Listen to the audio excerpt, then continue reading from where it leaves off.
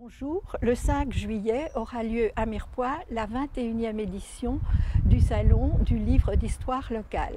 Créé en 1995 pour rendre hommage à un ingénieur de la SNCF, Laurent-Joseph Olive, il a pris une extension très importante. On a fêté le 20e anniversaire l'année dernière et maintenant chaque année, Mirepoix, début juillet, se retrouve avec un nombre considérable d'auteurs locaux, mais à portée nationale, voire internationale, qui présentent des ouvrages ayant trait peu ou prou à l'histoire locale, avec des extensions. Cette année, ce salon qui se tient, comme je l'ai dit, le 5 juillet, va accueillir un certain nombre d'auteurs dont je vais essayer de vous parler. Le premier livre dont je souhaite vous entretenir est Le gouverneur et sa gouvernante. C'est un livre assez étonnant en ce sens qu'il n'est ni un véritable roman, ni un récit. Je dirais que c'est une fiction romanesque, un récit romanesque qui s'appuie sur une correspondance auquel ont eu accès les deux auteurs. Alors, qui sont ces deux auteurs ? Un notable local, Jacques Carol, bien connu dans la région et qui a eu un accès direct à une correspondance qui lui a été confiée par la famille de l'ancien gouverneur au XIXe siècle, Émile Laprade, et de sa sœur mariée à un notaire, Clavel. Il ressort de ces à peu près 1000-1300 lettres qu'on peut présenter un portrait certes d'Émile Laprade, mais ce qui est tout à fait étonnant, également un portrait d'une Africaine qui a partagé la vie d'Émile Laprade pendant 20 ans.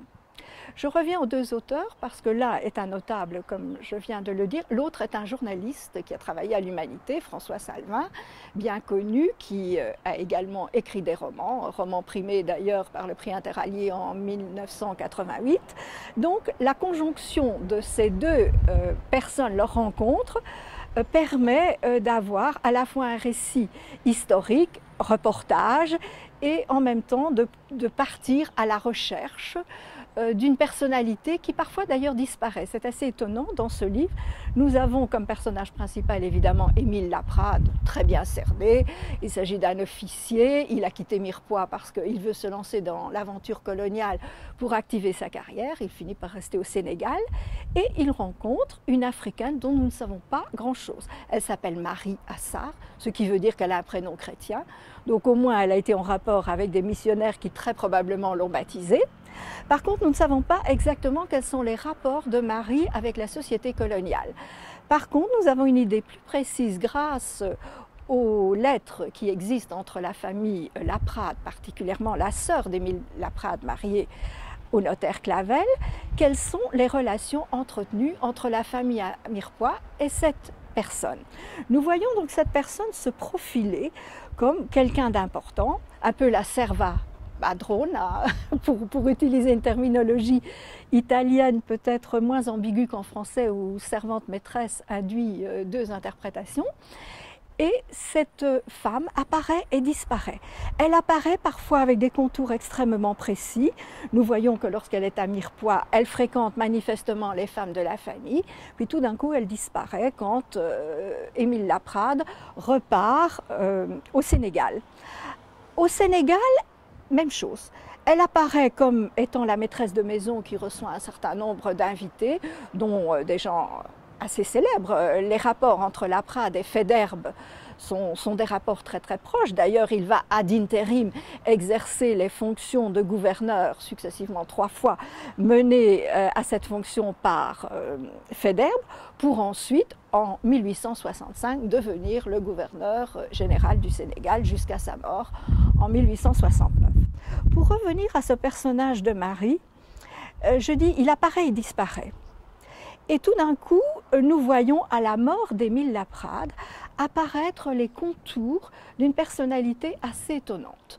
On peut la voir comme une jeune africaine qui a partagé la vie d'un Européen, partageant ses soucis, ses bonheurs, peut-être aussi ses succès. Il devient quand même le gouverneur du Sénégal.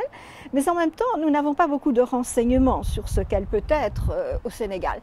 Par contre, au travers de ce qui se passe à la mort d'Émile Laprade en 1869, nous voyons un caractère bien trempé se manifester au travers de deux événements précis.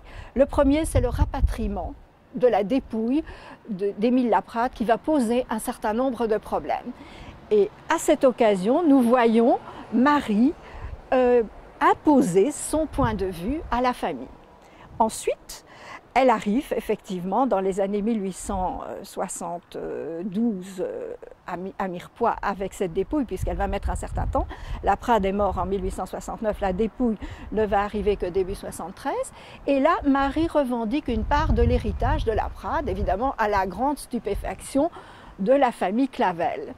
Et on suit les péripéties de 1873 jusqu'au début des années 1880, entre Marie et cette famille. On va avoir l'art du compromis. C'est un notaire, il trouve une astuce juridique pour convaincre Marie de laisser une partie de son héritage à sa propre fille.